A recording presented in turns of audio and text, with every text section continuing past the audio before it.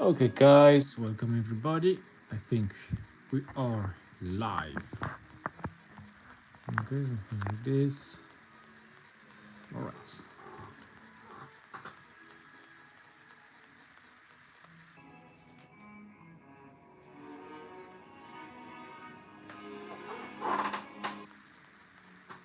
Okay, allow me to set up quickly.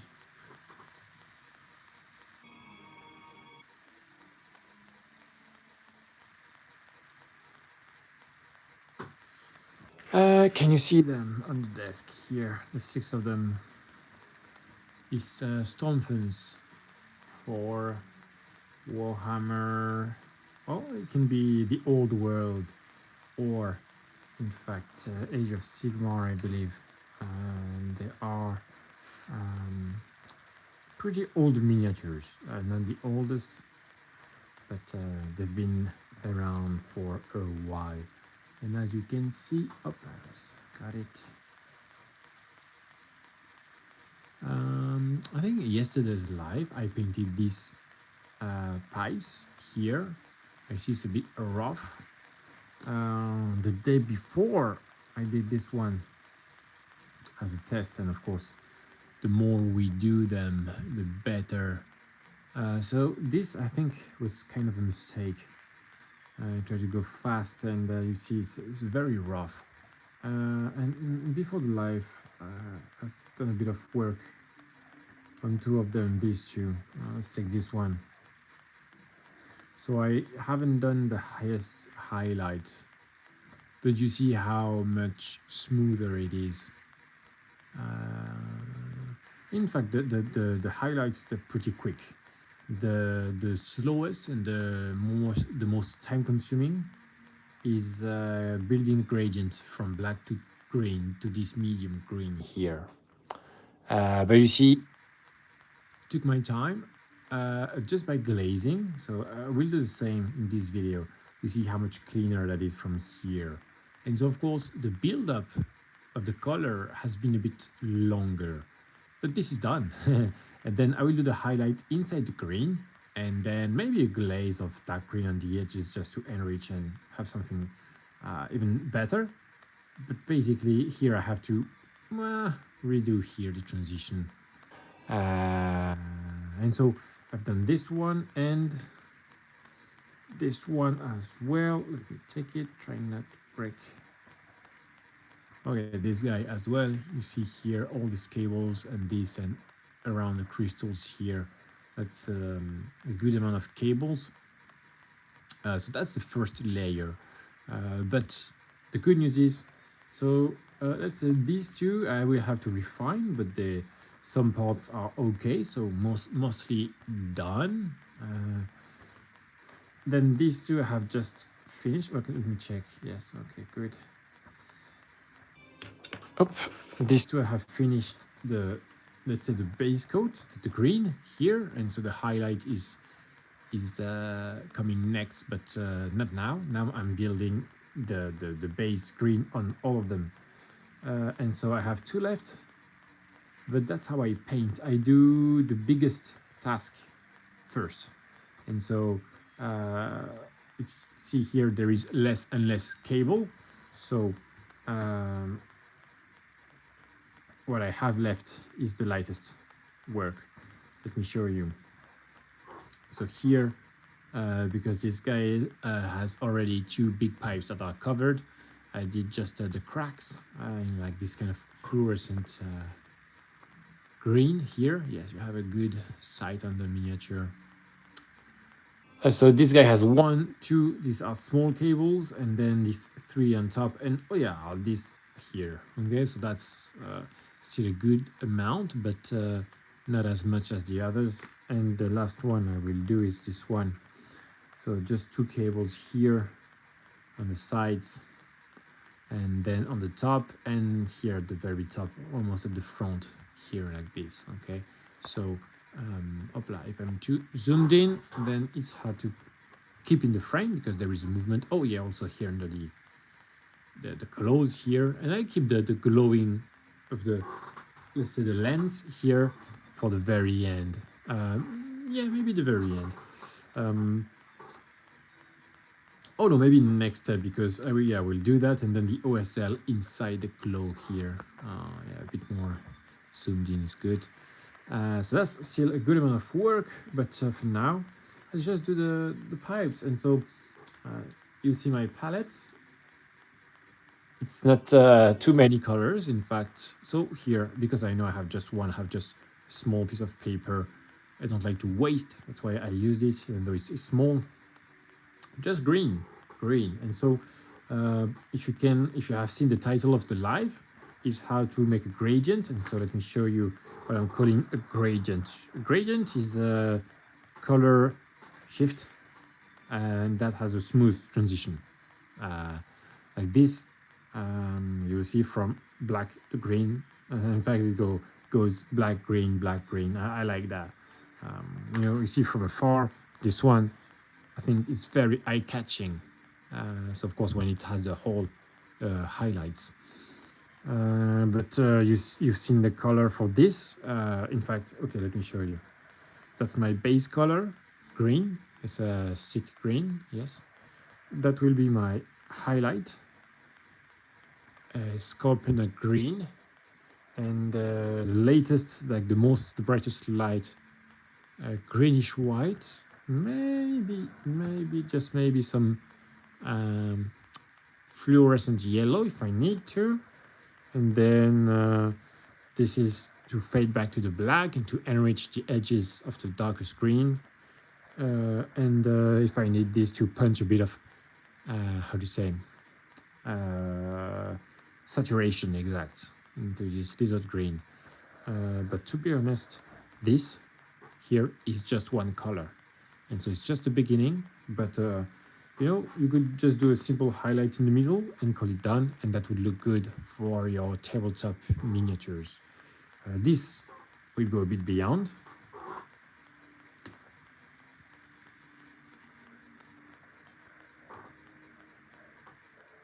Okay, so now I'm just using the green, and the consistency here is what you want to have right. You see, I have a big brush here. And you see here it's pretty diluted. And let's start with this. So I want one here. You see how I leave the drop of paint? Yes, here, where I want the maximum light. And first, I don't care much about going 360 around the pipe, just leaving the last drop of paint where I want the maximum. This is still a little bit, yes, too much paint here. And now I try to fade it. Betty Boop said hi. Hello. Nice to have you.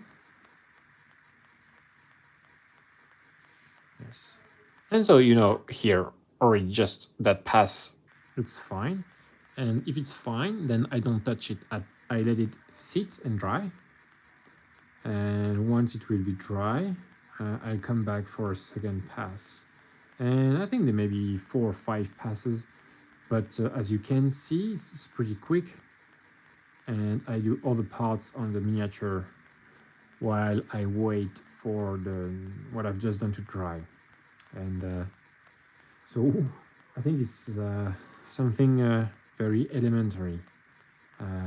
It's just paint consistency, and you will have that gradient. So you don't need to have like 50% green, 50% black, so that you have blah blah, and then 40-60 and blah blah. You see, is that not a gradient? It is the beginning of a gradient. It's just transparent paint. Okay, let's get back to here. And so I'm far from the full coverage, but that's exactly what I want. I want to build up the coverage. And so on the edges, looks like a dark green. In fact, it's just, how to say, a bad coverage of the medium green.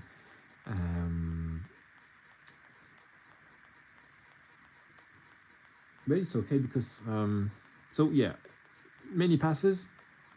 And yeah, so when it's wet, it looks very bright, and when it will darken, it will look well, when it will dry, sorry, it will look darker.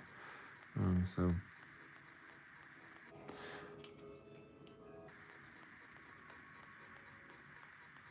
oh, let me make sure I'm on the right spot. Yeah, something like this. Good. You have a good sight on the miniature. Great. Sometimes I move out of the frame. If I do, well, please. I often check the monitor to check if I'm right on the frame, but if it happens that I'm not, let me know. Well, let me know. Give me a second, and I will always try to make sure you guys have the best experience watching what matters. Let me do something on the computer quickly. Yeah, like this. Okay. Let's continue. Yes, okay. So you see, I'm doing these pipes under the weapon. Just these two to begin with, because I don't think overspreading helps. Because we have a memory of what we're doing, but if you're spreading too thin, like my focus would be spread as well. And so I would rather do few parts at the same time. One is possible, just one part, so I could just do that, but I may have to wait and give it time to dry. And so if I do two, I go left and right. And so now when that is drying, okay, let me just have this here. I do the other part. And you see, I'm just reinforcing in the middle. And so what now looks dirty will soon be looking just as like what I just showed you for the example. So you see, this is, oops, try to zoom in as much as I can so that you can see it as big as possible, but I have to pay attention to the movement of the arm. So here I'm just weathering the paint because you see I had a bad transition. And so I think yesterday, yes, I did this other guy, try to go faster. It may be more satisfying to watch. So you have in one live, you have up to the final stage, but definitely it's not a clean job. And so I will have to, I have a lot of work to clean and to rework on the gradient in the blend. And so this is, to me, this is a lot better, just to clean work from the beginning. Also because I have a pretty clear vision of where I want to put the lights. So yesterday I think I went for the other approach because I was not sure how to put this. Well, this is kind of a pulsing energy into the cable. And so yesterday I think the mindset was to first pick the right position for the light before I refine it. But now I think I know where I want to put them, so I refine from the beginning. And you see I'm just one color and just making sure I have the right consistency.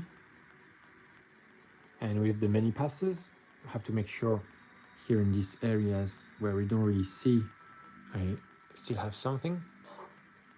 It will get smoother and smoother. But the cool thing is I'm not reloading the brush all the time. Or it's very easy to reload because it's the same color. Consistency is the same as well. Just many passes. And then you will have this cool gradient taking shape.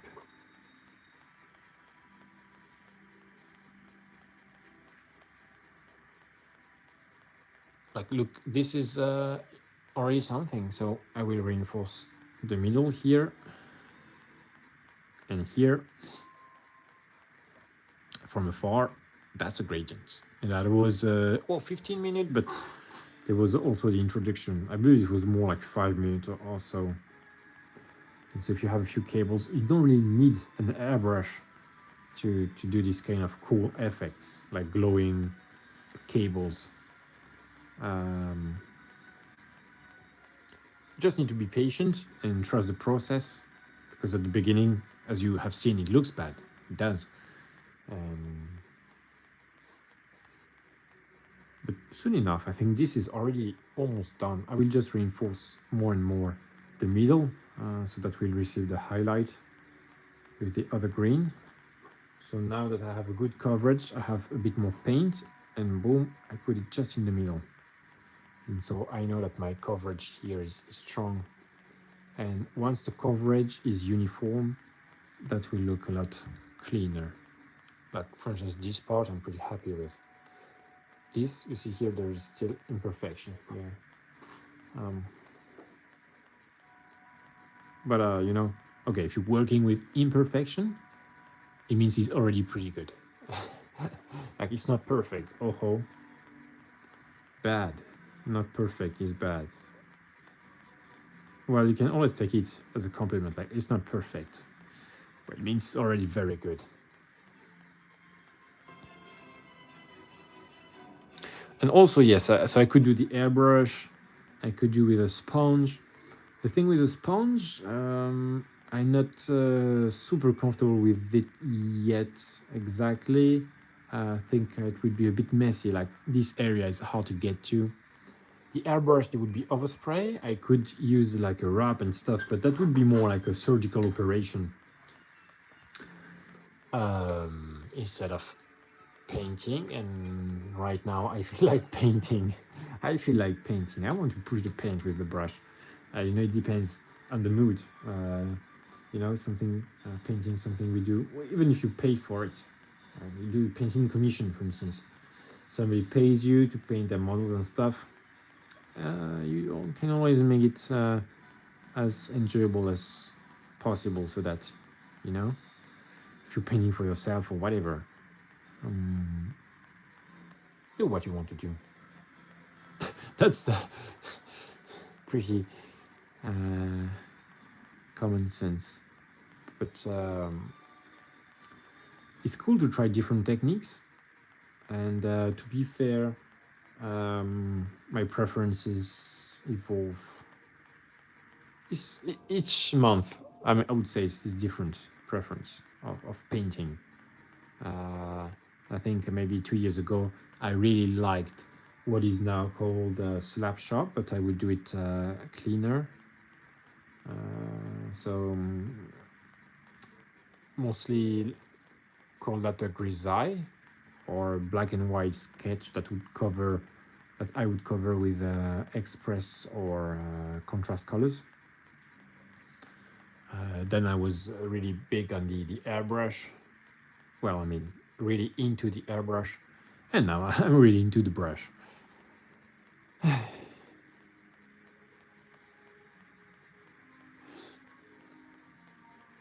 So you see, at the beginning it started to look very rough, but now the more passes, the more worked it looks, and it's because it is.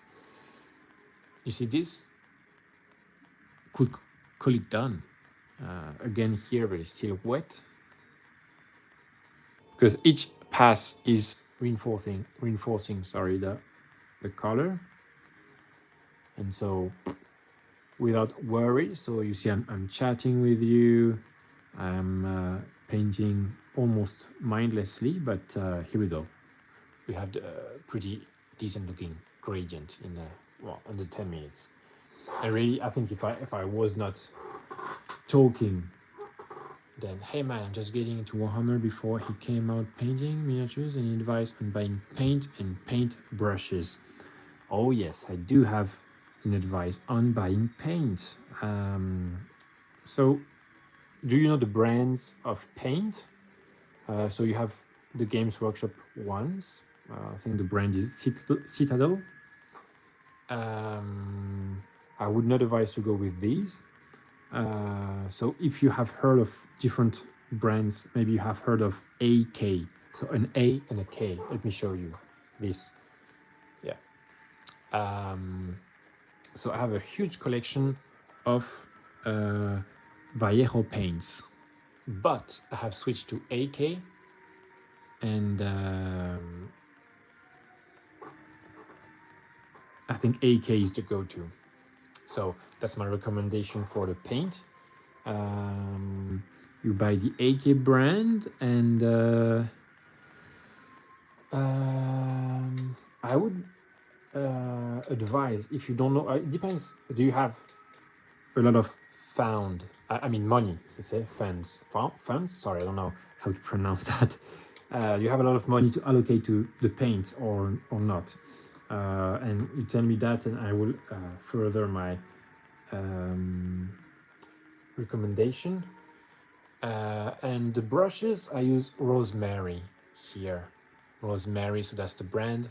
This is the series 33 and number 1. Really, that's my workhorse. It's thin, not too much, has a big body, you see here. And here I don't even use that. I use another Rosemary here, but it's synthetic. And you see it's crap. You see the tip of that? I think I used it not that much, but it doesn't hold anything. This natural hair, like it's Kolinsky something. Oh, yes, buy this as well. Let me show you. This is a must. So it's a brush, and so once you have, I'll show you with this. Once you have used your brush, you clean it, and then you have a little bit of water. So put clean water. Here I have some green in my water because I'm painting green, but then you rub it like this until you see there will be some color going out of it, and then you just squish it out and you make the tip, and so that will remove the paint that is stuck in there, and that will just ruin your brush with time. So here I think it's not expensive, but really you will keep one just little pot like this for a lifetime. So you know, that's really, and that will help you have a brush with a nice tip every time you paint. Otherwise you have it for a few sessions, and then you will hate painting because you have a brush in the bad shape. So just do that. And so yeah, for the paints, like this, let me show you. If you like green, yeah, you can buy some green, no problem. But if you have enough money, so whether you can do it like this, so if you have no money, you do like this. You buy your color, and then you have some black and then some white. And so if you want a light green, you mix the two.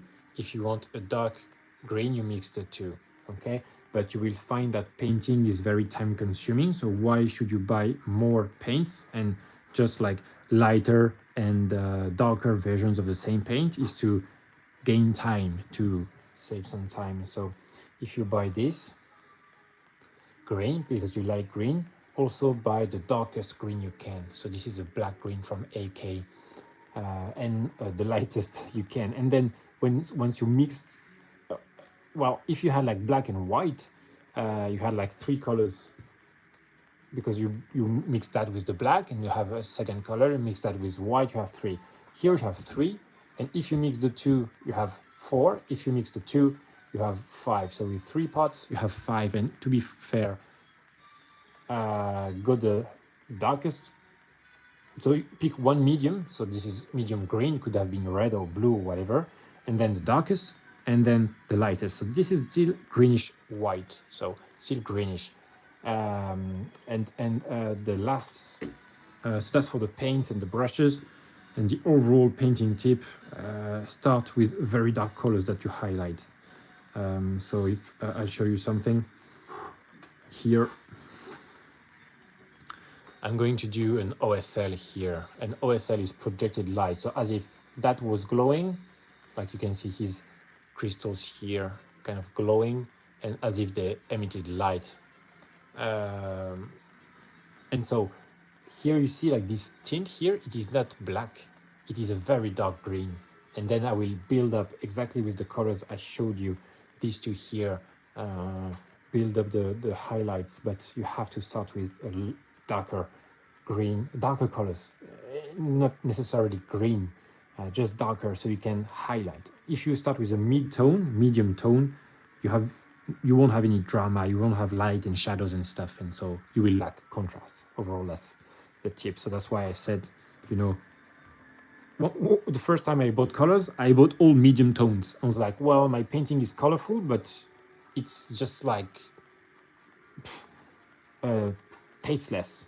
And then I realized, oh, I like, and yes, that's something problematic. I would have to go to white for my lightest highlight. And here, because now I use darker paints, my lightest highlight is greenish white, so there is still some color in it. And that changes everything, because if like that would be the full range like this. If you start mid here, you can move only up here, but I think maybe as a beginner it's harder to see that you need to go to the full extent, like dark, and then you highlight with the mid-tone and you keep some of this dark paint, and then you have a very, very light touch of the very light paint at the, and that will be a lot more dramatic. Alors, saw you painting while I was building some inner circle companions. I would stay, but I'm watching videos with the wife, looking great. Okay, well, have a good one, and yeah, have a good one. Okay, let's continue with this guy.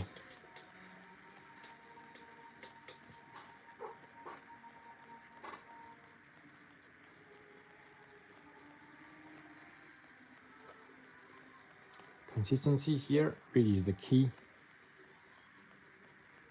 It's almost done, to be honest. I'm just having another go just to reinforce, enlarge a little bit, so that I have room for the highlight in there. You have colored and darker version, lighter version, either by white and black to mix or darker. Yes, exactly.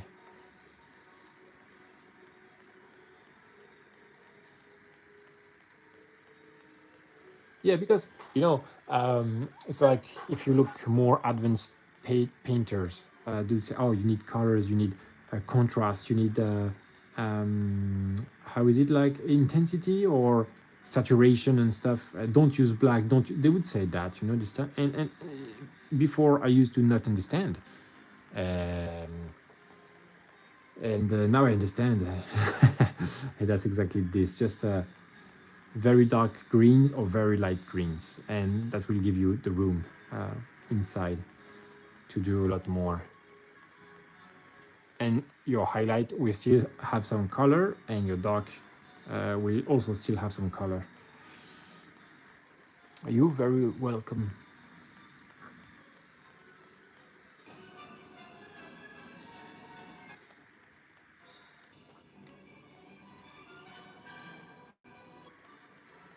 Yeah, I wish somebody told me that when I started. Although, you know, as a beginner, my vision was not, I was not able to understand all these concepts anyway. So not that it hurt me, but maybe I would have been able to improve faster.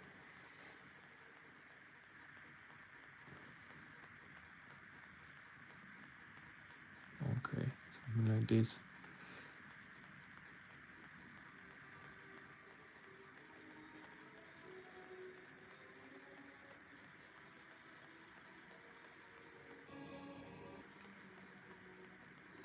And so with every pass, as I'm having another layer, the center gets more and more opaque, and that is good to receive the highlight. So to make sure I have a good coat of green before I go with the lighter green, so that it is not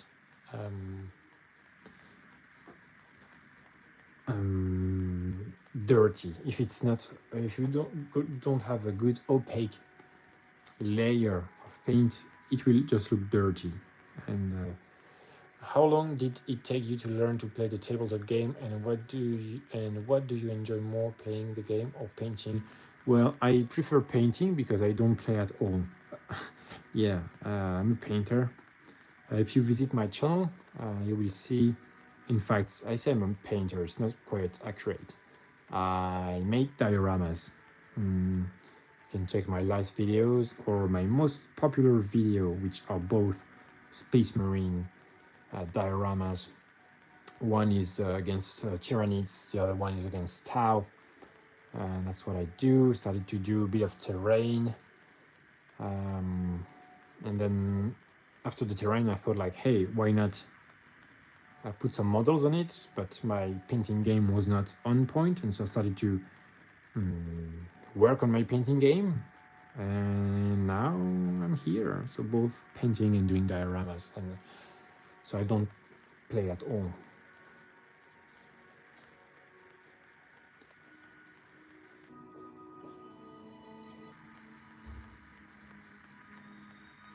So you see, I'm chatting, answering the questions while I'm painting. And now I'm very careless about what I do because it's more or less done, just reinforcing the center. And so I think it's very important. It depends on your condition, like if you're tired or if you have, good energy to paint. So if you're tired or if you have a good energy, depends on what that will affect what you can do. And so if you want to paint even though you're tired, maybe you should pick a technique that is fitting for some mindless painting. I would say mindless meaning like low concentration, low intensity. Damn, so I got a pro painter giving me advice. Thanks again, man. I don't plan playing as it starts. I'm looking forward to painting minis. Skaven, yes, these are Skaven.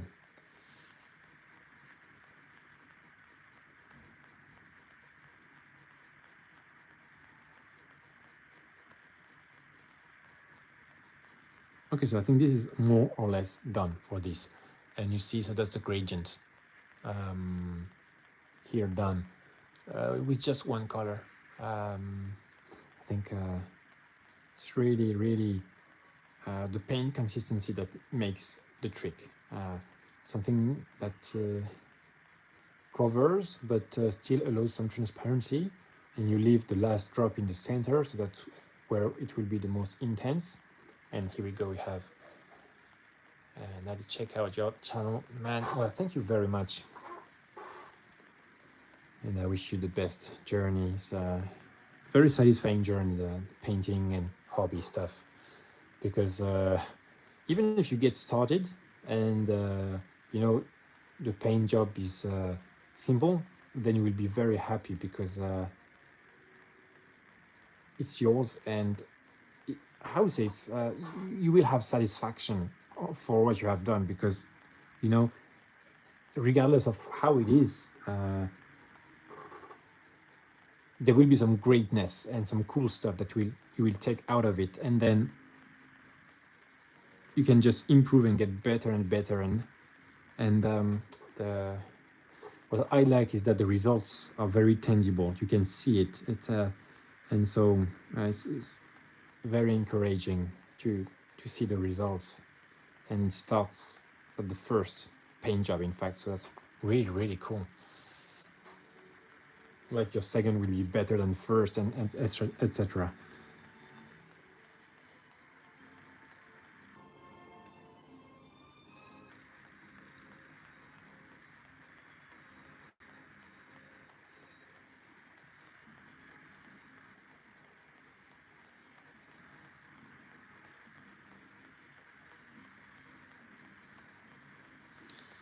Very nice. Pakpo, thank you very much. So this is a simple one color gradient technique. And you see how I'm leaving the last drop where in the center where I want it the brightest. And so now it looks dirty, but if I repeat the operation, at the end, we have pretty nice effect. And so also the great thing is that, to be fair, if I don't have time and I want to stop here, well, that's a bit weak as an effect, but you know, if you don't have time, you can leave it there, and that's already something. And then if you have a game to play or whatever competition, you can use it for this time and continue later. Did you airbrush? I had the same question yesterday. So I airbrushed the bluish green skin. And I did it first because it's messy. There is some overspray everywhere, but the rest is all paintbrush, like the armor, and then the green parts and metallics and stuff.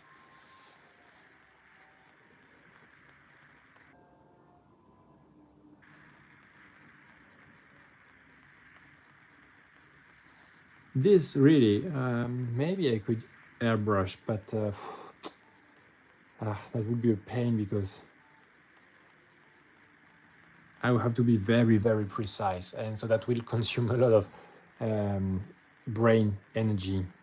With the paintbrush, it's really just enjoyable. What airbrush do you use? I have a Harden and Steenbeck, if I say it correctly, German brand. I think you can go with any famous, like Iwata. I have heard is great. Depends on your budget. Something interesting though. Started with expensive airbrush, and I would do all the beginners' mistake.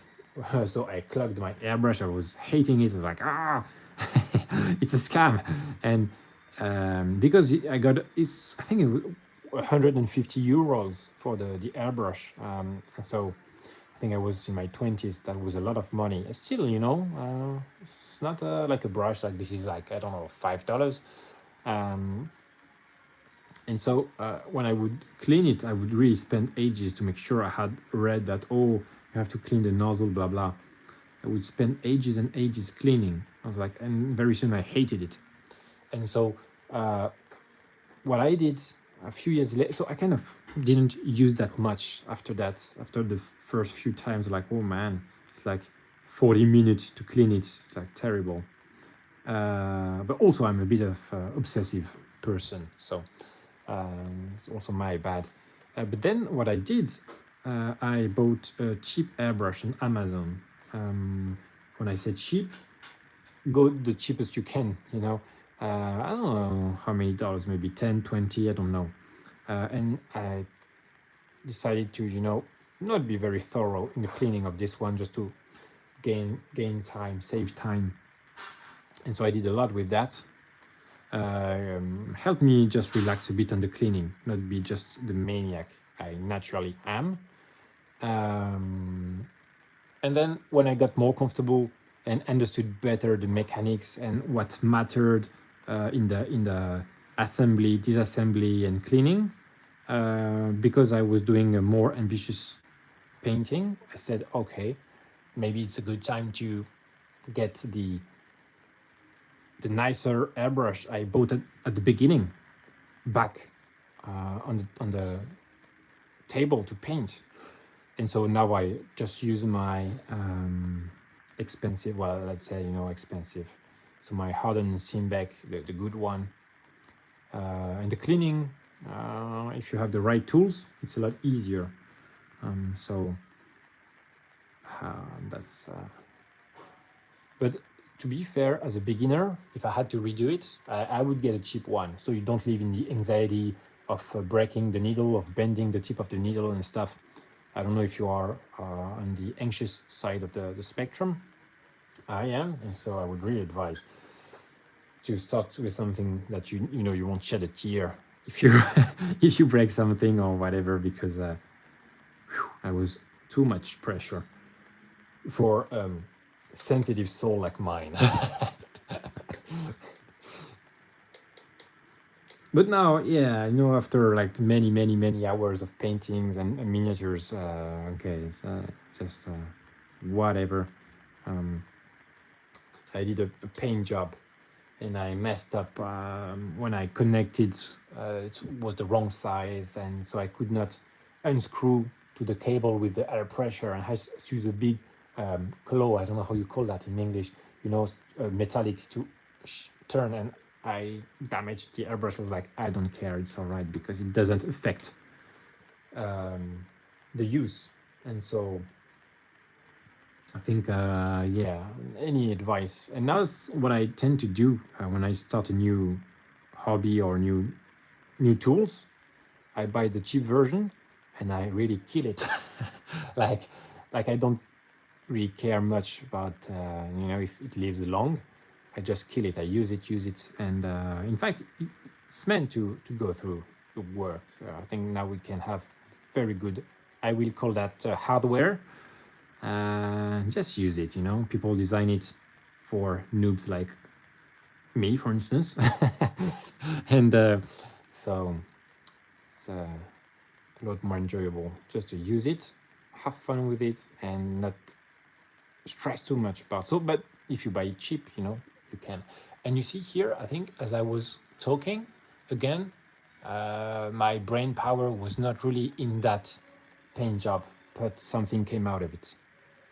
Because I'm just stippling some very diluted paint in the center over and over. I wait for it to dry and then another layer. And I think this, when we talk about gradients, you would watch YouTube, and the videos like, oh, you need blah, blah, blah, this and how many paints, and you mix and blah, blah, and or maybe the, how you call that, wet blending.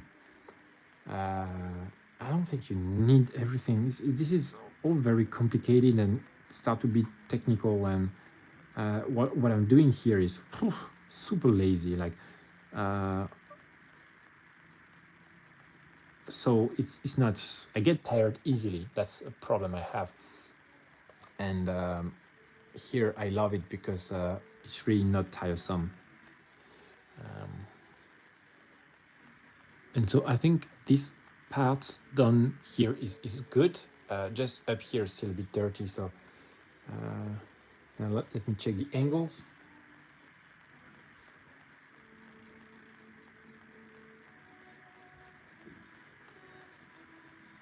Something like this, if it's not as visible. So now I have a thicker consistency, but that will allow me to finally have here a good coverage in the very middle, like this.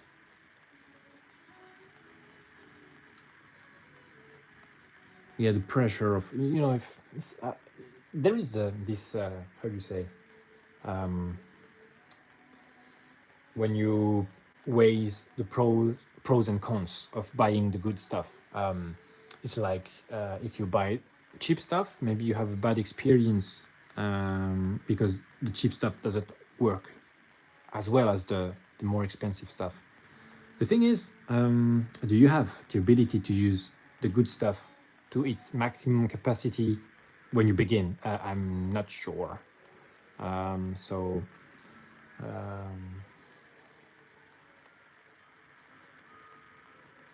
Maybe, I don't know.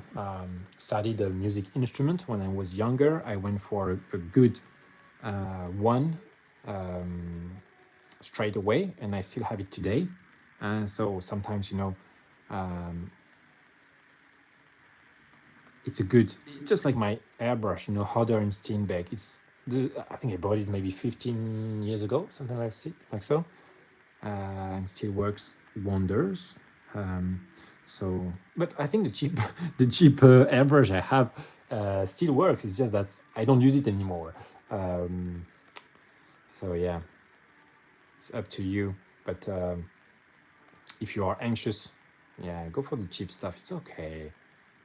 And then when you are comfortable, you get the buy stuff. It's not about the expensive stuff. It's not about being cheap. It's just dealing with the anxiety related to ruining the good stuff. which I don't know if you guys are subject to that, but I was. No, now not anymore, because I know how to use it. So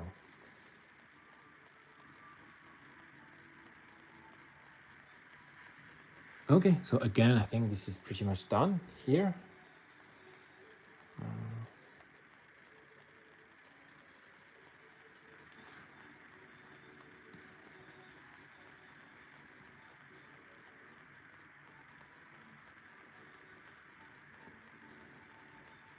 Really enjoying the session here, because really it's simple and easy from afar.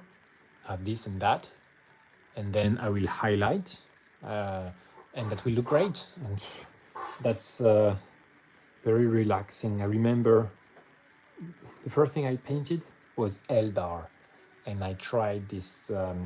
It was a long time ago, like maybe 20 years ago, and started to paint, like Games Workshop. It's like with the edge highlighting everything. It was dreadful, and I hated that. But I wanted to have painted miniatures, so that was a conundrum. And in fact, I did not paint much when I was younger. But now you have so many techniques, and you think about the contrast paints. It's a technological leap in the painting world, that's for sure. And now, when you're beginner, you can have these enjoyable ways to have beautiful looking miniatures. So, what an age, what an era to paint miniatures.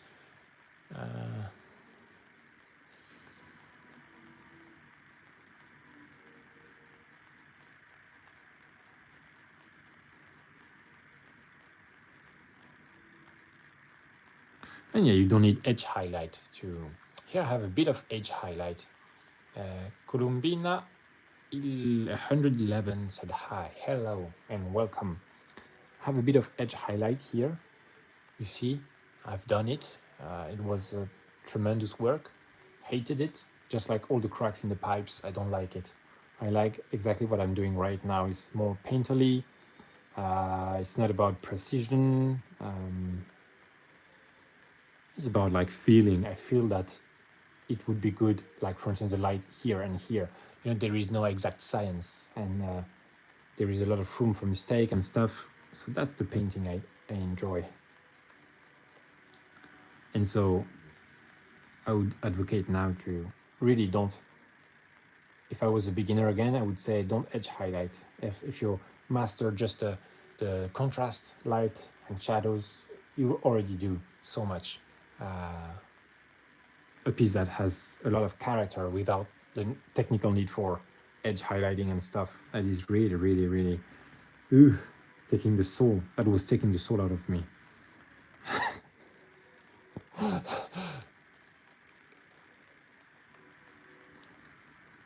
It's like, you see, like, in fact, I'm learning a lot of techniques and, ideas from Canva painters. I think I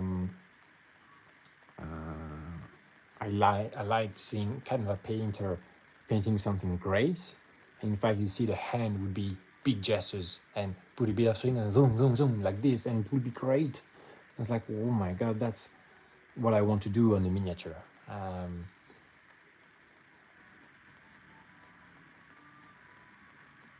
Let the magic of the brush and the paint just work for you, and try. For me, right? I used to be a control freak, and that was not fun. And now I'm having fun. I think also better results. Okay, so this is done. This. I think we have just this up here left, and that will be it. So you see, very doable. Okay, let's go.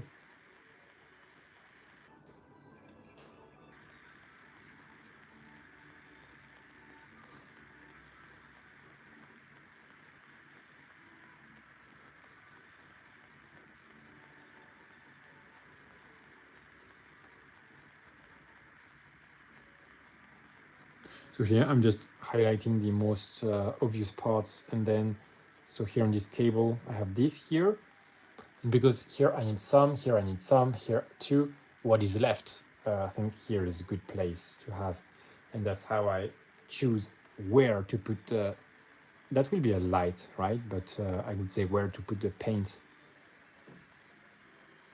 You see, and maybe here at the very, at the arrival here. So I have something here, something here. Yeah, and you see that's a sketch that I will continue to work on until I have this cool gradient.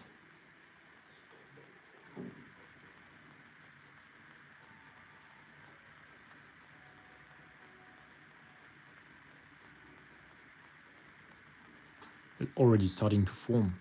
That's cool.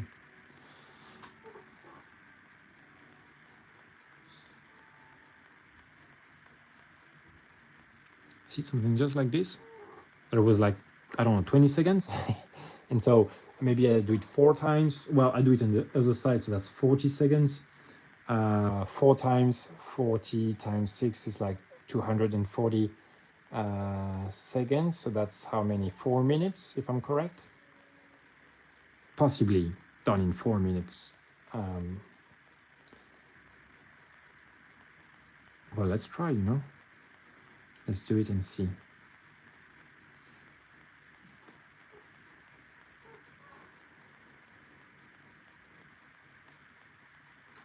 Well, maybe my math was not correct. If not, you can double check and tell me. 240 seconds should be 4 minutes.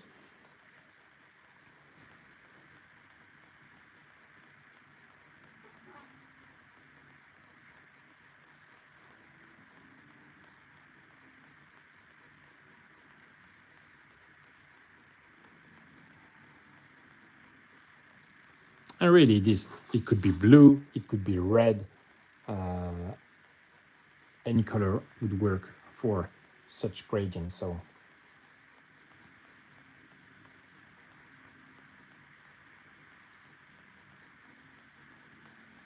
oops, because now I have too much water, so I have a flowy paint. It's not really what I want. And so yeah, that's the thing I was talking of, you know, how this technique is not tiresome. I can save my energy, and so I can paint for longer. I think that's very important. Sometimes you would do a bit of painting and be exhausted just because the energy requirement was just so high. But here, because it's quite the opposite, can paint for longer, and that's really cool.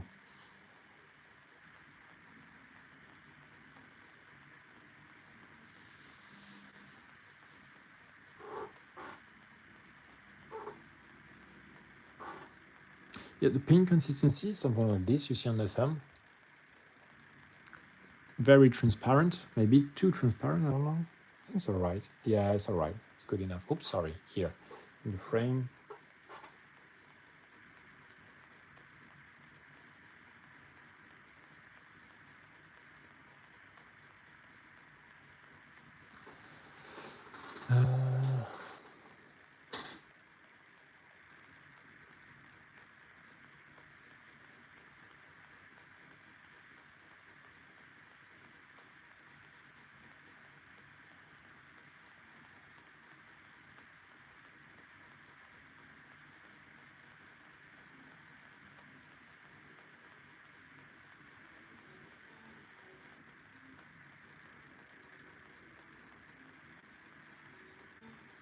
Yeah, now I have a big brush for these small details. It's optimal. Trying to dry brush so that I don't go in the recesses, but it's not very easy to get access to what's there. Okay, something like this. That will be good enough.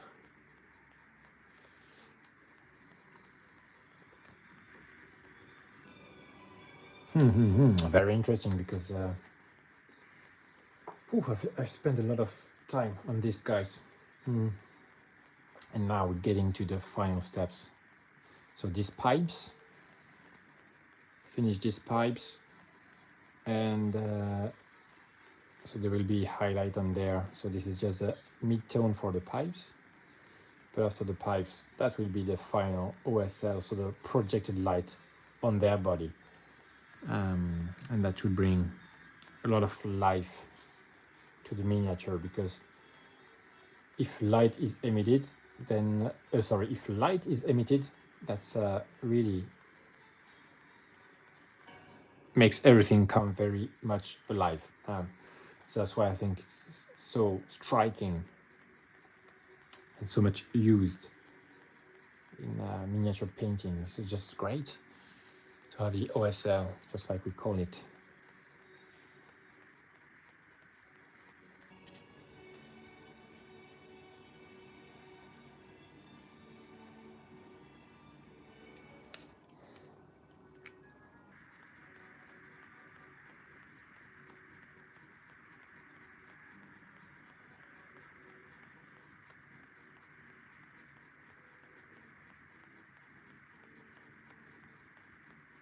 So you see again, it's taking shape. It's taking shape. And really it's just about being patient. If I'm impatient and I have a paint that is too thick, just like I have here, you see that if I go too much on the edges, that will break the effect. And so I try to be just very precise, to put it just on the very middle. So I have a, oh, you see here, I have to not forget these areas inside.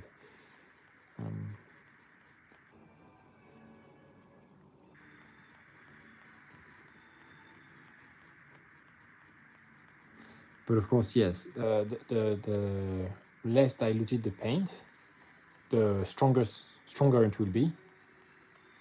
And so it's about having the right balance, because of course you don't want to spend the whole afternoon having like super thin layers, while you could just have, you know, done it in a few passes with a thicker paint. So I think now I have a good gradient. I just need to make the center of that clean. And to make it clean, I need the thicker paint. And so that will be able to receive the highlight without showing some black underneath.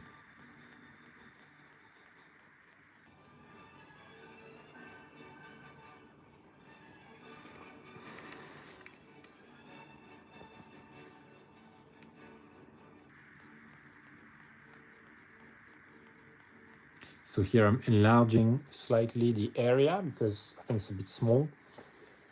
And if it's too small, I have no room to put the highest highlight inside.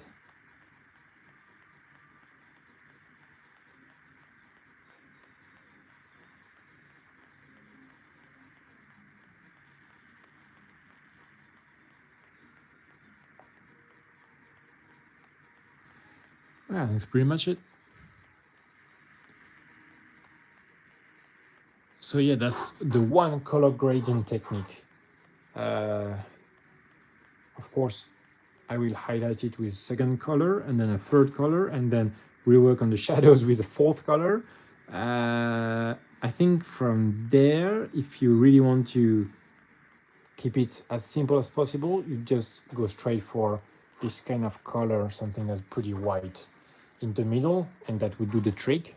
I will refine it a bit more, but you get the idea, right? So if you spend more time with more transitions and more nuances, yes, it will look better. You see it's a bit dirty from this angle, I can see it on the camera. So I need a solid coat.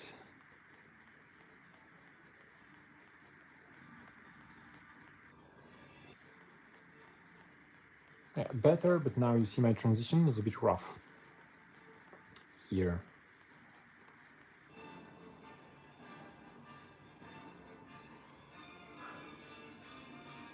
Okay. So in fact, I'm checking on the camera. It's pretty interesting. Painting with my eyes, but I'm checking on the camera because the camera will pick more details and will be very sharp And while when you look with your own eyes, the brain would do some blending work for you. And so there are some, like if you see the roughness here, you would not see it with your bare eyes. But I like to, have a very clean paint job. And so I use the screen as a reference and not my eyes. And so I go a bit beyond what the eyes see. But also, that's what every painter does. Like if you go on Instagram and stuff, because you likely never see the real model with your eyes. You will see only the picture, right? We live in that era where we share pictures of our paint jobs, and so if it is not picture proof,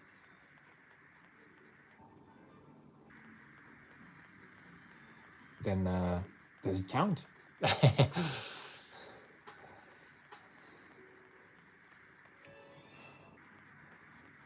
Yeah, now it's cleaner. You see, it looks a lot cleaner because my coat is more opaque.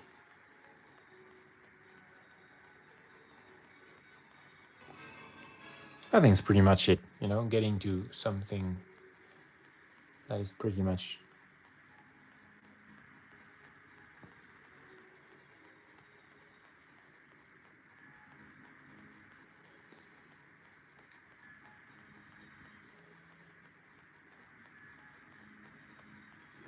So here you see I have very thick paint, so one brush stroke is very visible.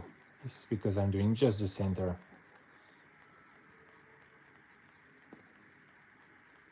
I think it's a bit rough on some areas, I see, but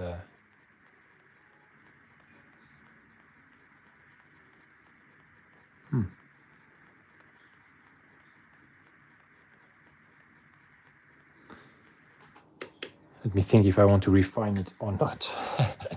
Not necessarily. Well, I will, because I'm a freak. So I'm taking some black. That's what I call refining. Just I'll show you. Glazing some black on the edges, and that will make it a lot. So here I have some recesses that need to be black. So I will have my black very washed down, and you see I have a big drop. Let's see, boom, bloop, bloop, bloop, like this, going in the recesses. Oh, I think it's pretty nice. A bit less paint would be also good. Given that if I wanted to make it easier for me, I would not do it with black. I would do it with a dark green, intermediate color. So the contrast is less intense, but because I know I will do it anyway, but later. Now I just do it straight with the black. I think this is all right. Let me check.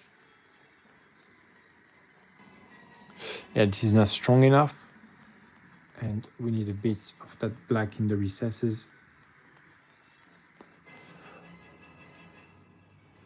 Maybe here a little bit, but really that's already fine enough. To the eyes, I cannot see it, and this is rough.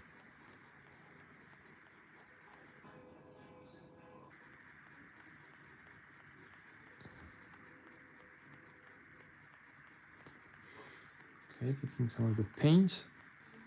I think that would be it for this, because I want to go too much with the black. It's all right.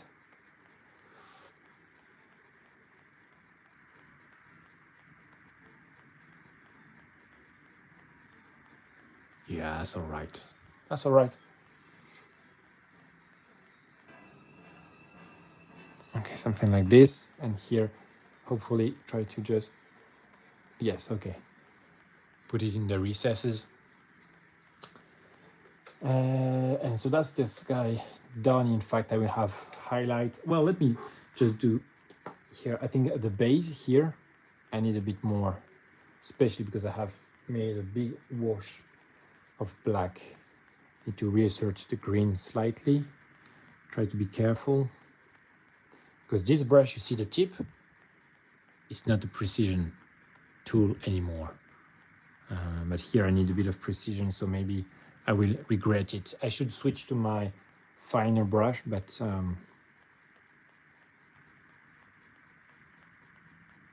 if I can avoid the cleaning of the finer brush. I don't know if you were here when I said that it was good to use the soap.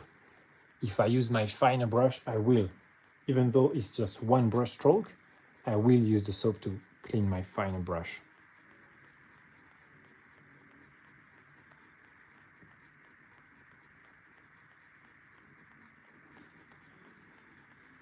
So I would rather not.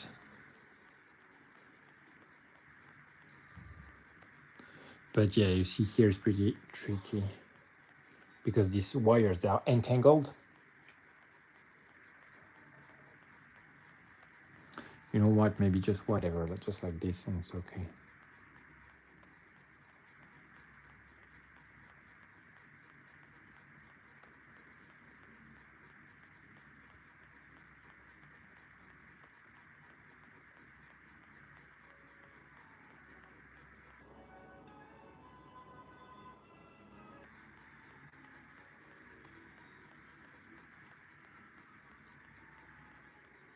Okay, I have a last wash to better split the two wires, and that will be it.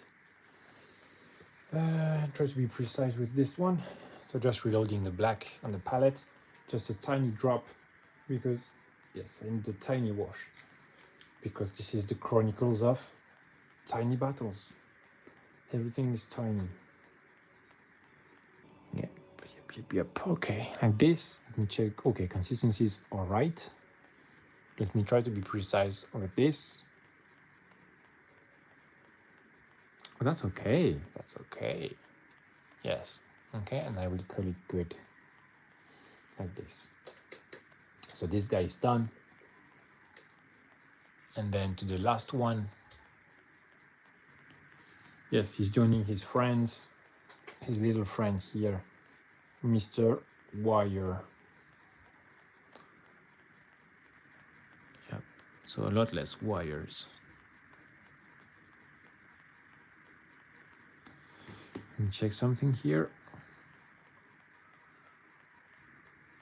Okay.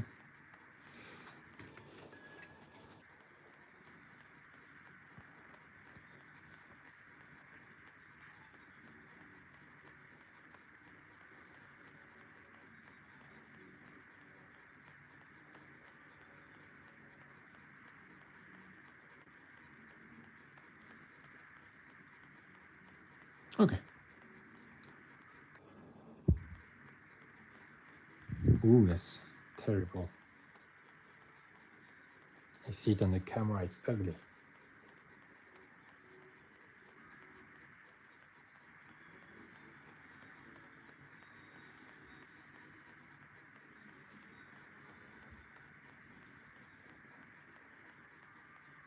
I'll do it with a finer brush later.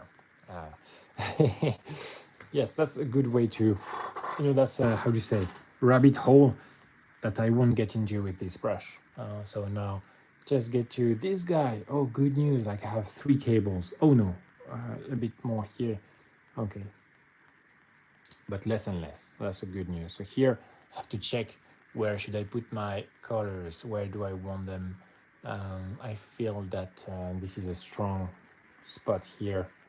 Maybe one here and one at the top here. Okay.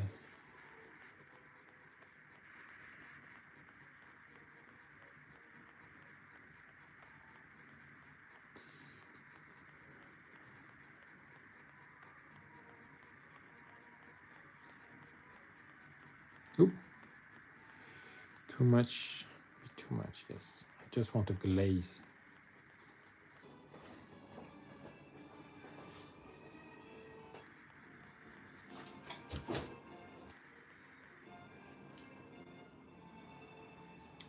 This is pretty good, so I will let it dry before the second pass. should I do the... I want a bit of variety, so here I will put my big light. Right, because if I do a mirror, I think we lose some of that dynamism. And so I have my big light here and a small one here. Something like this. Up, you see the last drop of paint in the middle, and that helps building up the gradient very smoothly.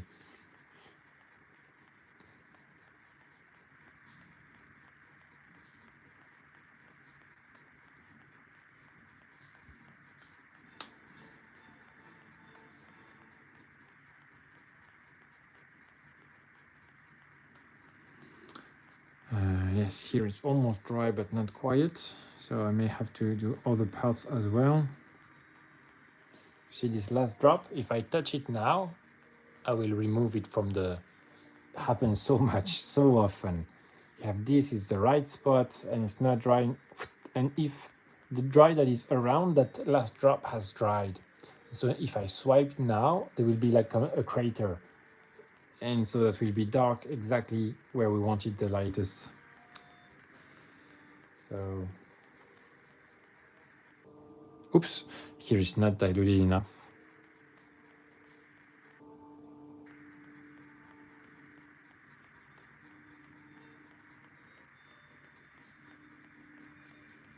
Okay, oof, straighten my back. It's easy to forget about the position while painting, but if I want to grow old without too many problems, I better pay attention.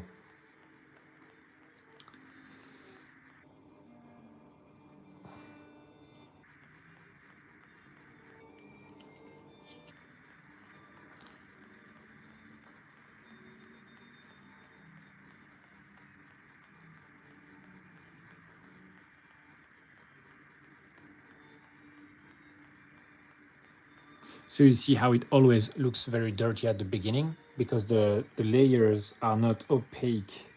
And you see the black underneath, and it's pretty uncomfortable, like this here, right? It looks very dirty, but with the different passes, that will solve this problem.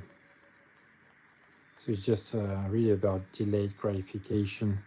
Sometimes it's hard, sometimes I know if you've watched many of my lives, sometimes I'm just admitting that I'm losing patience, and so of course it leads to a lot of mistakes. But when I know I'm losing patience, and there are two ways: whether I come to my sense and say like, no, I should just trust the process, or if I'm tired, I would just take a break. Here I have to wait for it to dry. I like it. I like the positioning of the two lights, right? That's what I'm saying when I said I like it. And it has a good position, good dynamism with this arm here. There is something that goes up like this, and it's pretty cool. Like, I mean, started from here, these lights. So that's nice. It's not dry, so yeah, I will do these guys here, up here. I don't want to waste time for drying time.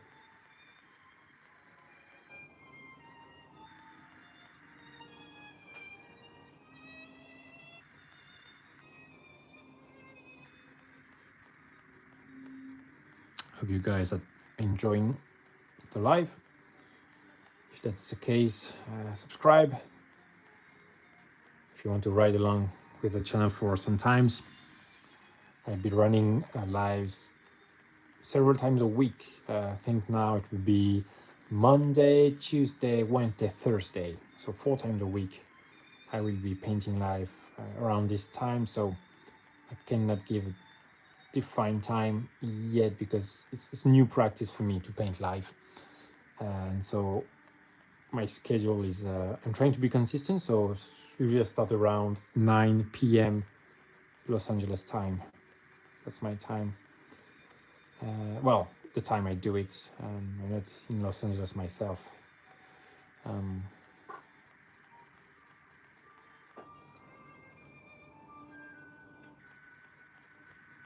So again here, I think I need some light here at the very tip, but that's tricky.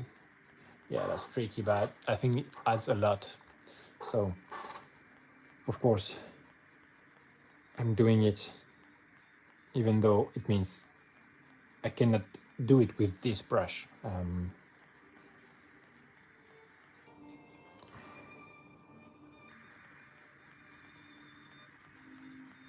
So this is really keeping me busy while the rest is drying. But that's what I'm most interested in is finishing this.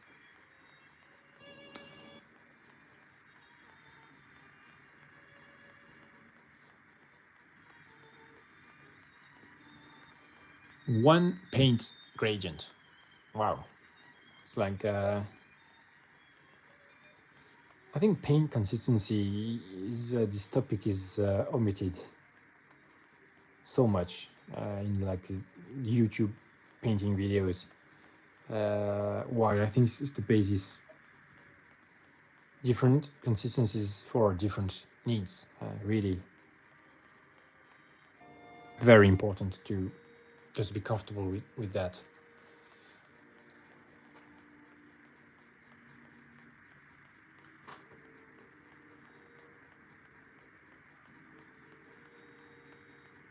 Well, very comfortable, you know. Somewhat comfortable is good enough. Yes, I will have some, because I have here my lights. I have some here as well, and here. So we go black, green, black, green, black, green.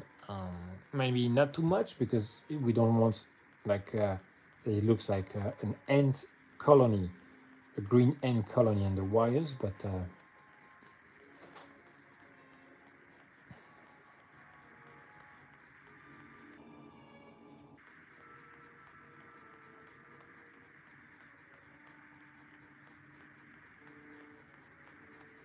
okay, starting to take shape, just starting.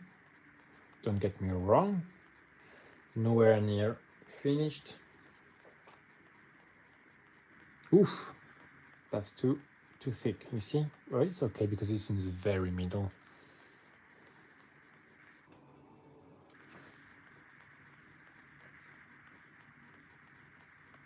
I have wiped the paint off the brush and now I kind of extend it to the edges to spread it like thinner.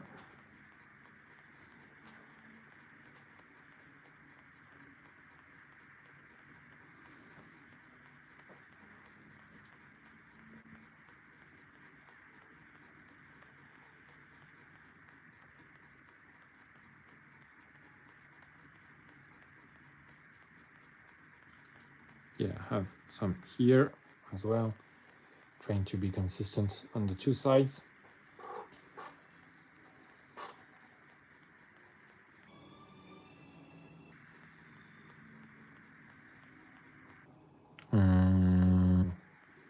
Here as well. Yeah, it's okay. So relevant placement on both sides, so it's okay. What is it here? Yes, okay, some more here and there. Okay. Wait for it to dry and I get back to this section.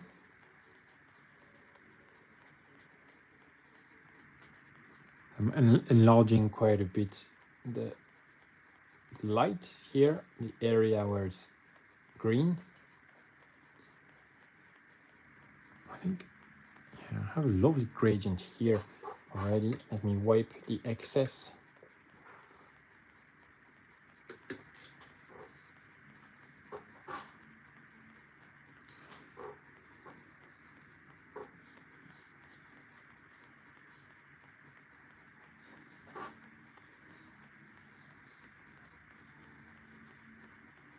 So here I'm careful because my paint is thicker And so I'm getting, you see, yes, okay.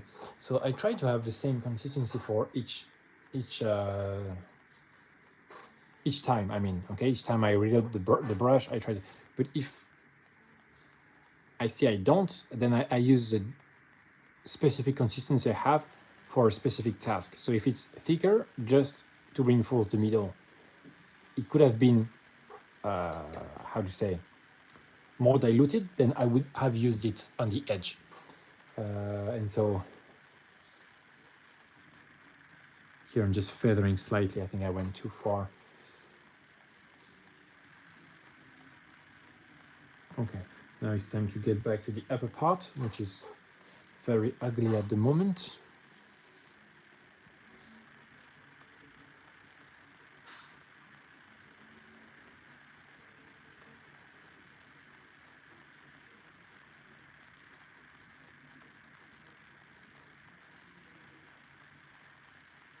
But it's part of the process, and it's the thing to accept. The initial stages of painting, even if you look at the pros, I think it's Instagram, they have a lot of like videos, reels, I think we call them reels. It goes very fast, and when it starts, it doesn't look like much, but it goes very fast because it's heavily edited for our entertainment. But of course, I think that's also the reason why I do the lives, to show the full process and the transformation in real time. I think it would be easy to think that, oh, that's a few brush strokes, that's 5 minutes. And then, you know, people who are learning to paint, they're like, hey, I spent the afternoon on this and it looks awful. What is that scam? No, it's the magic of editing really makes it look faster than it is. It's very slow process. Well, I'm pretty slow myself as a painter. I think some are faster. Of course, the better you get, the faster you get. So that's the thing, right? So just about getting better, continuing painting, keeping the drive. But if it's pleasant, so that's why also you have so many techniques, and I think people get it wrong trying to assess which one is the best. You know, this is no. It's what do you feel like painting right now? I think this is a good question, the good way to see it. You feel like taking the airbrush? Well, then the airbrush is nice. Nothing wrong against the airbrush. You feel like, I don't know, glazing now? You do glazes, yes, it's longer, but that's what I'm doing exactly now. I just want to do it, and it feels very good, and so I do it. I don't take my airbrush out. I could do it with the airbrush, but here I just like the feeling of glazing right now, and maybe tomorrow will be different. So I think painting is just like that. I want a slab chop, do it if you want to, you know, and tomorrow we'll see. It's not but I think it's part of, you know, trying to look for, when we want to learn, we just want to learn the best to get the best results. I think that's the problem is it's not only the technique, it's on ourselves. You know, do we feel like it? Do we like this approach? And you know, maybe yes, maybe not. Maybe not today. But I think just trying techniques and stuff is very funny. So especially like if you're not painting for competition or what, if you're painting for yourself, it's the perfect time to try stuff. I would say if you're in a hurry, maybe you're painting a commission for a client or competition and you don't have time, then maybe it's not the moment to fool around with new techniques you don't master. But the rest of the time, yes. That's the joy, the whole joy of the thing is mess around with paint, push the pigment, that's all.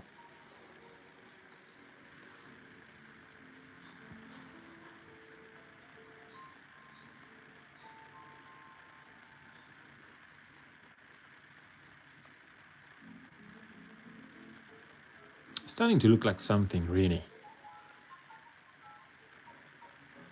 So here it's a bit dirtier.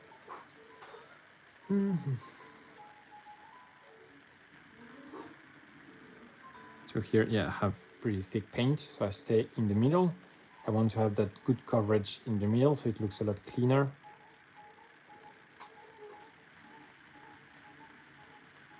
Now I wipe my brush, remove the excess, so I have a lot less. And with that, I want to smooth the edges here, smooth the transition. So I leave my last drop of paint in the middle.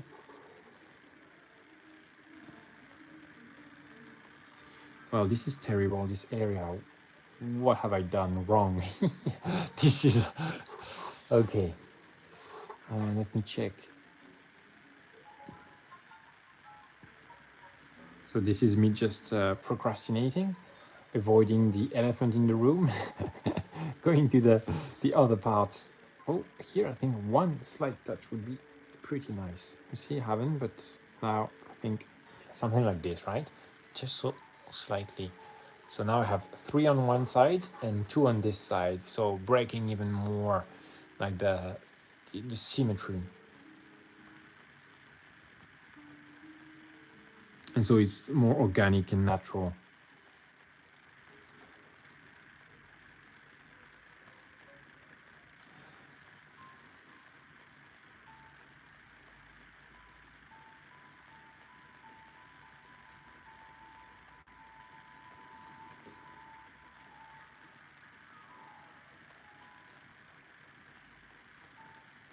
Okay, I think I will take the black and just fix this problem. You see when the cables, where the cables connect, have a...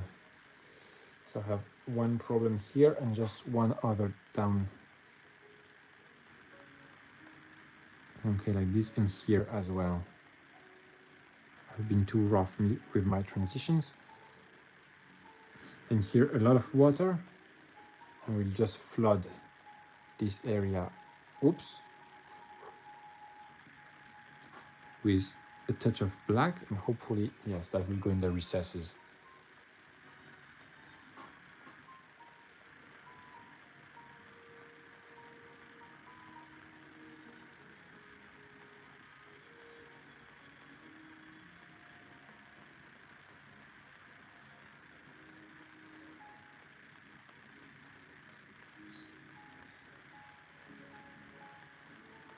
Yeah. So now I got why it looks so bad here.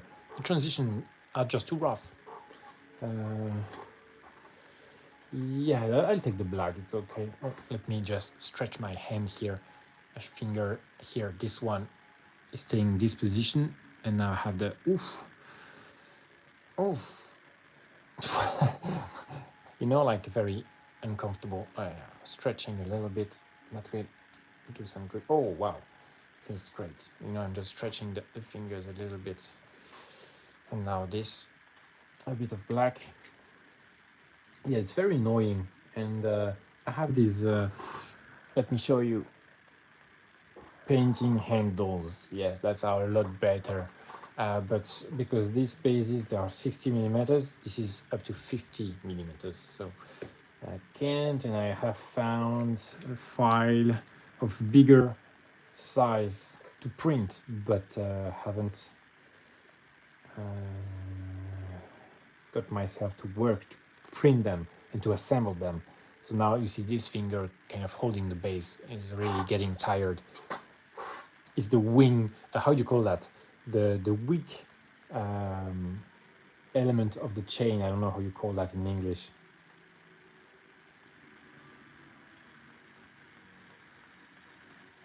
He will break first, the little finger.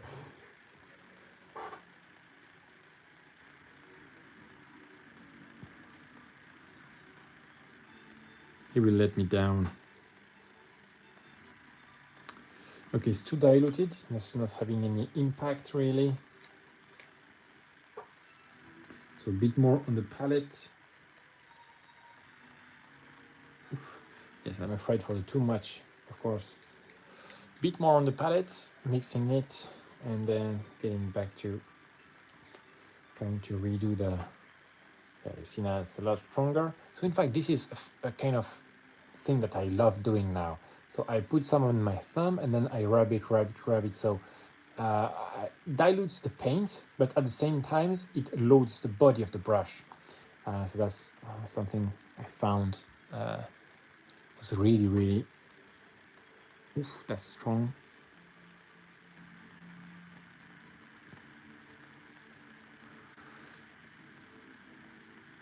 Mm-hmm.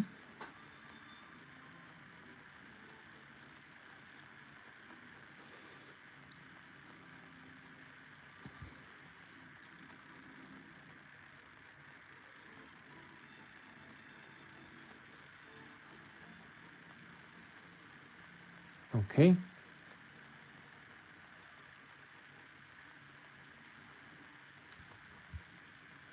Let me check on this side is a lot better.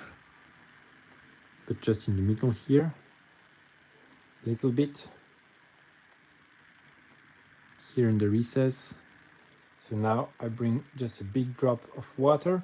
Hopefully have it flow in this recess here. And I will wipe the excess while it's still wet, so it doesn't stain the green parts.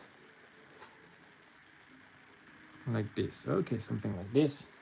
I think this is done. This is, you see, I still need more passes here to have a clean coat. So let's do that while the rest dries.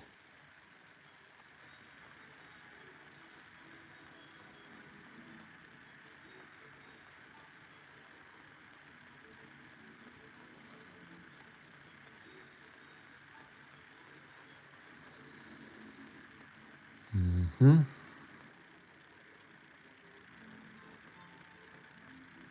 And so this is the one color. That's my palette right now. Let me show you. For this gradient, one color and the black, just to, you know. Oh my God, have you seen that? Okay, there's a bit of pouring the water from the palette in the desk. Everything is fixed. Let's continue.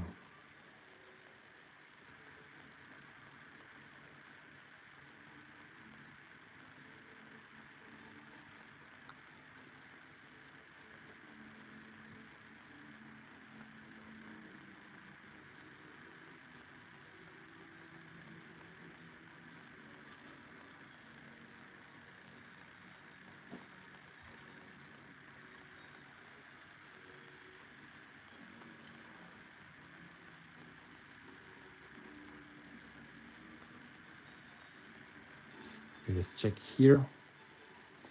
I think it's a bit better. Yeah, okay.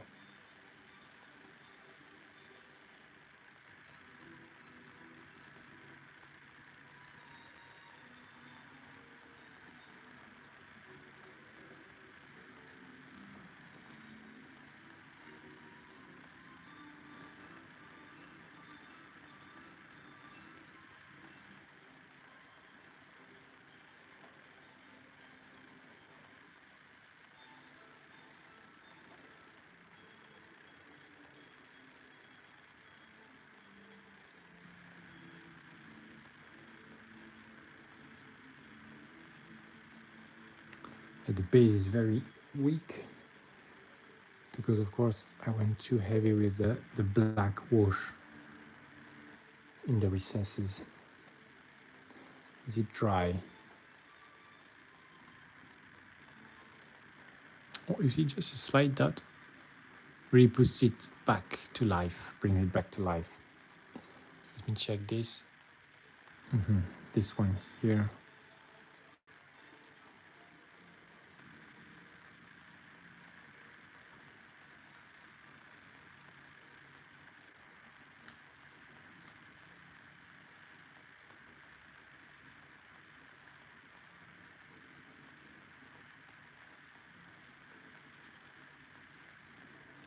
Yeah, I think, oh, interesting. From afar, it's all right. I think it's pretty much done. This in here. This side is pretty cool. Yeah, okay, so I'll finish, just polish this part down there, and then that will be it for this step.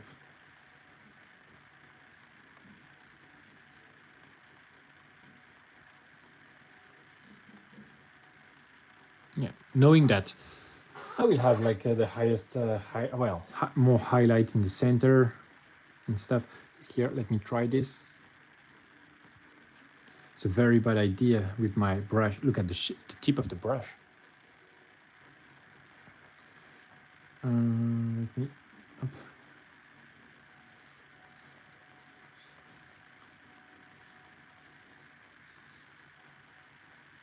Well, it's not even an idea. It's just silly. See if I can.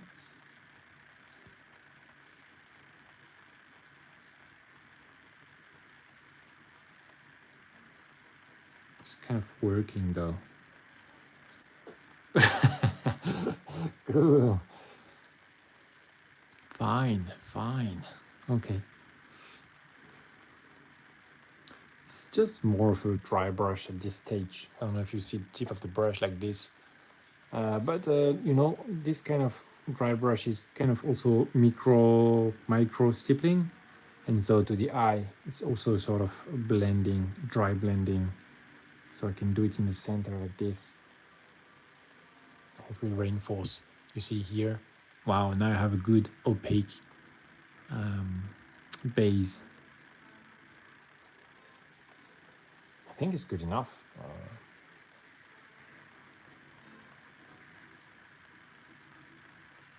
Oh, I'll just finish here.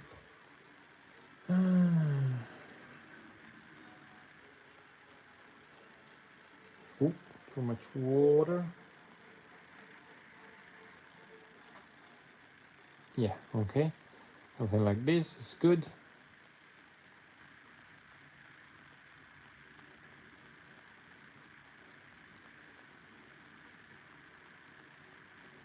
Ooh, so yeah, I have to bring that back in the center. Yes, okay.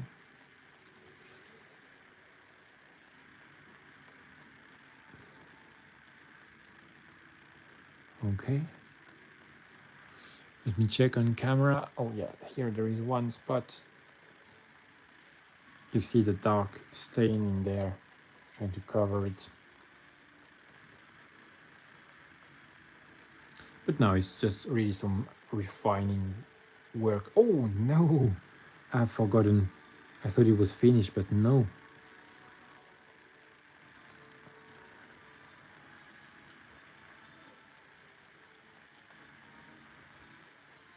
Because I still have these two here. I'll try to do it on camera, although I'm tired, so I wanted to take a break. But give me the strength, guys. Show me some love. And, you know, just like a Genki Dama, if you know Dragon Ball, I raise my arms, ask for everybody to send their energy in the air. I gather that and finish the job.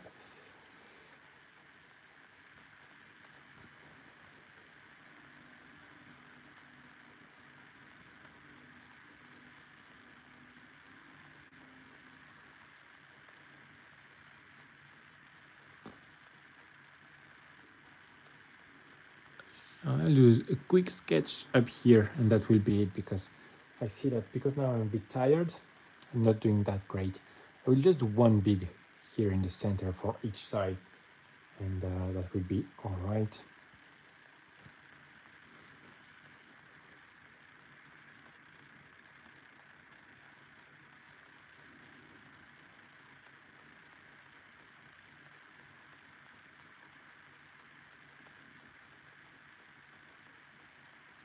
Something like this.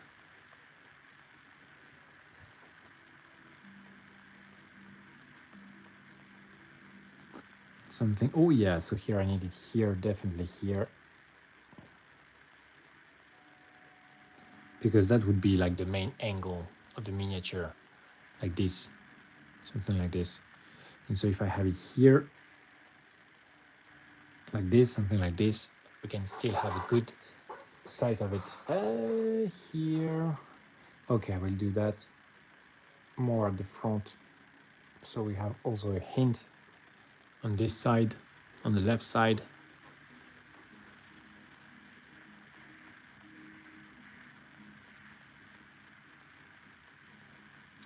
Okay, let it dry, and as while it dries, I will just refine this slightly.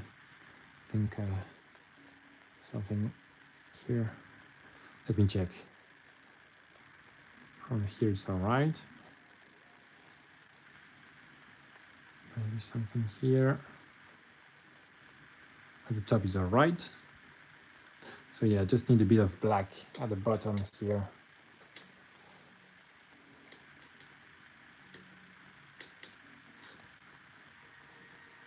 Okay, loading my black on the brush.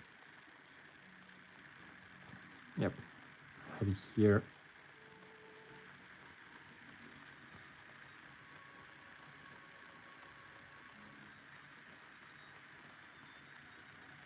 Going pretty high because I feel like they were connected a bit too close, like these two. More water.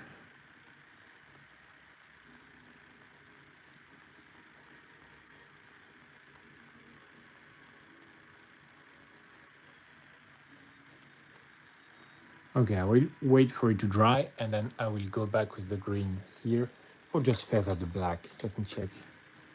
Trying to do it fast as it is still wet. Okay, nice, kind of dry. Take the green, and I will do this part here. Okay. So trying not to lose time by waiting for anything to dry, just do another part. But it's okay because I have just one color really, which is the green, and the black is just to correct the kind of the accident. Okay, so now that should be dry, and then I still have my green, and then I go in like this and like this. Yeah, okay. Wait for it to dry, and I have another pass.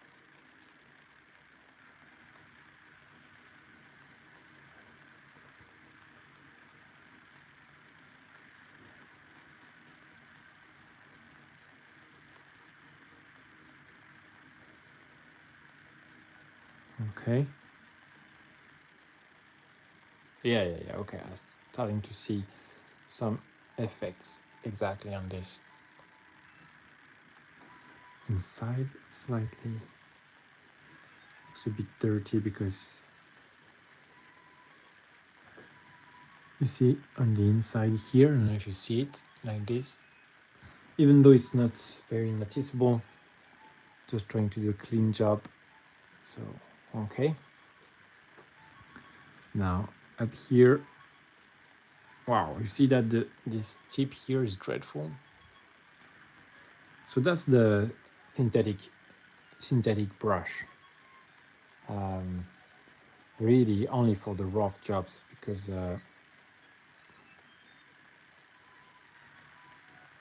it doesn't hold a tip. Synthetic just doesn't.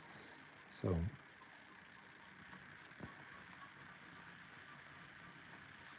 I haven't been particularly rough to this brush, so from the bottom slightly.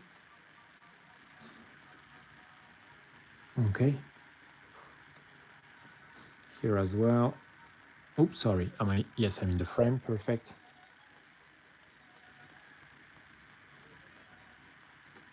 So I can see it. You see from this angle, a slight touch of green on the very left, especially here on the right. Still very dark, but that's all right. And now another pass here.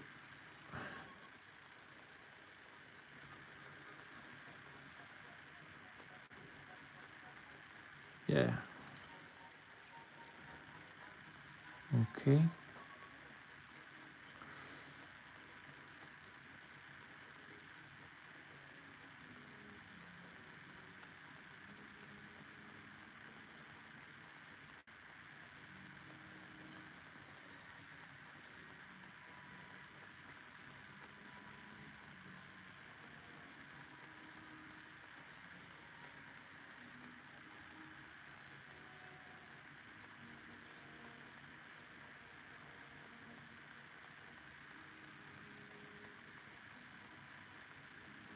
I think I'm pretty happy with it. That will be refined later, but that's smooth enough first steps here.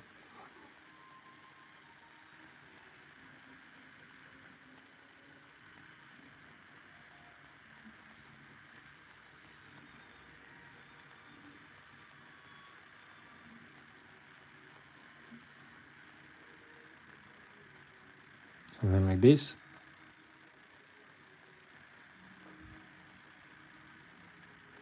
A bit more water. And a big drop here in the middle. Yes, big drop and big drop here.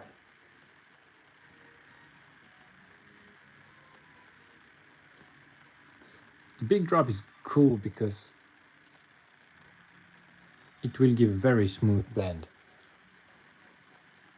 So here, always unhappy with what I have.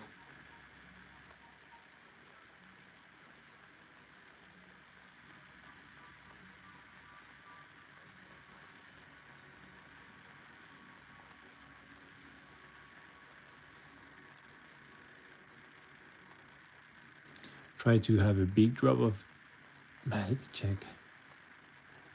Well, let's wait for it to dry. I think it's pretty much done.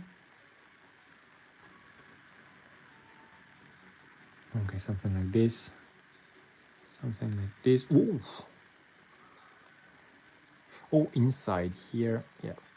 Okay.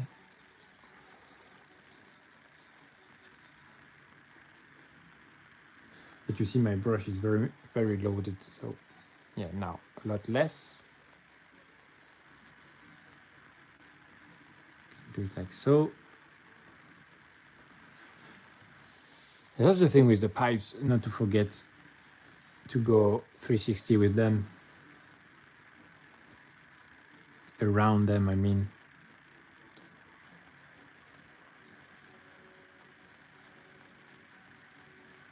Okay, wait for it to dry.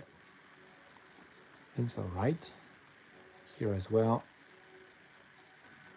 Oof, my. Here, I have to smooth the edge, so it's okay, you know. If there is any mistake, I will just have a, how to say it, a clean brush and just feathering everything. And I come over again with some more diluted paint. And try to be more gentle.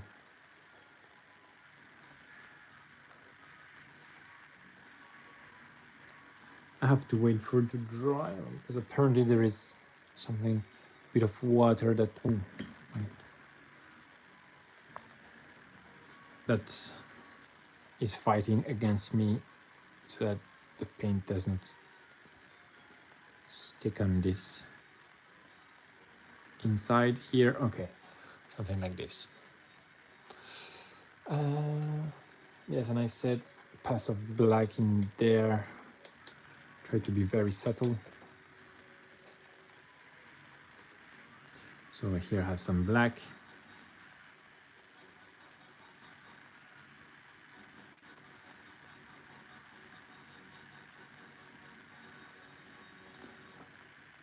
Oh, it's pretty nice. Okay. So now that this is dry up here, go back to the green.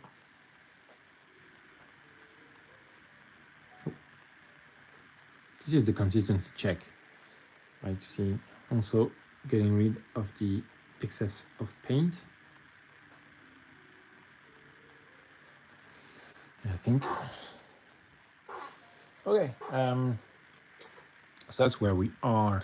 Let me zoom out slightly so I can show you what we have. So yeah, we have these 6 guys. Oh, here, very good. So they all have these crystals. So this guy is almost finished because he has the highest highlight, contrary to what I've done just in the live. You see, it's just a mid-tone, the mid-tone. And this one too also has this nice highlights. But now you see they all have their pipes down here. It's the same. Just need the highlight to finish. This guy also. Oh yeah, I remember this guy. Did it today. Let me check. This one, I think, yes, I was working on this guy to finish.